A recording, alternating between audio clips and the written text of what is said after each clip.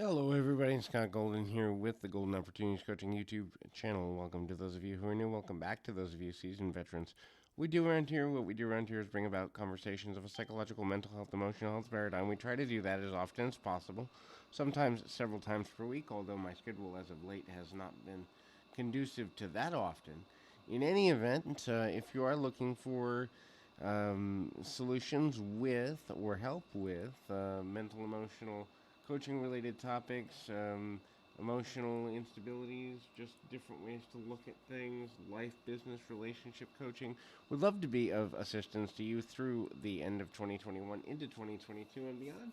Would love to be of help to you. There's a couple ways you can reach out. You can reach out through Twitter at PO Perception. You can reach out in the About Me section of this YouTube page, and both will get you in contact with me and hopefully get you where you need to be. The first thing we want to look at is kind of the some of the things that depression will make people do.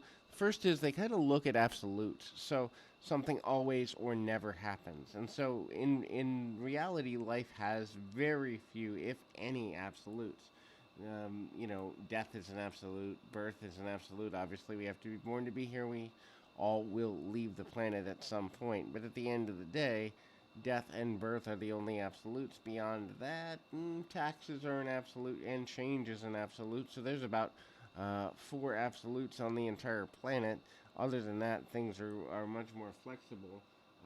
The next thing is people with depression may use social media and the internet to cultivate some degree of persona for themselves or connectedness to themselves. More so than ever before, I think people are looking for small tribes to medium sized tribes. That is, tribes that allow them to express how they feel more connected with others, and not feel so isolated. And so the tribalism that comes with the ability to be connected through social media is both positive and negative. On one hand, if the support group or group of people is moderated and somebody is being helpful in that process, it can be helpful because people have a safe space to communicate clearly, concisely, and to the point. On the other hand, though, it can be negative for a number of reasons, including but not limited to people who are unchecked in this area of life. That is, they have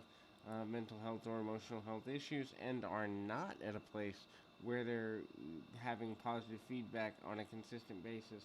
There are many problems with that, including continuation of the development of unhealthy decisions and unhealthy behaviors, and ultimately that leads to a number of challenges, including but not limited to potentially the worsening of an underlying medical condition or medical conditions.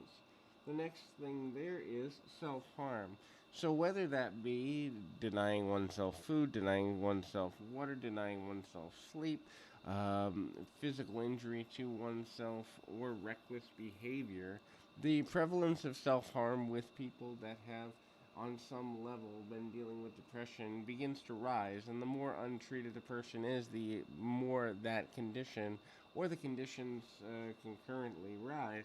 It's not necessarily that the person wants to do these things. It's actually instead that they don't understand how to stop themselves from the behavior, and ultimately the feeling of at least having a temporary release, even if the release is not particularly healthy or good for them, is enough to give them a reason to behave in the manner. It doesn't necessarily mean that anybody knows exactly why they're doing what they're doing as they do it, and most times these individuals are struggling with multiple forms of mental health challenge, and therefore there are quite a number of times when a person engages in a behavior that they later regret, which is why getting help for someone in that situation is important as well. The last thing is they'll talk about or use entertainment mediums that allow expression of feelings of sadness, isolation, anxiety, frustration, depression, bitterness, anger, sadness, and all of the above. The reason for these discussions is they feel commonality with other people who are expressing the same thing, and ultimately it leads to a strong and concurrent sense of connectedness. Again, people with depression or other forms of mental illness are looking to be connected more than just about anything else, and thus those expressions are valuable in that way. So until next time, keep your feet on the ground, your mind in the moment. Until next time, everybody.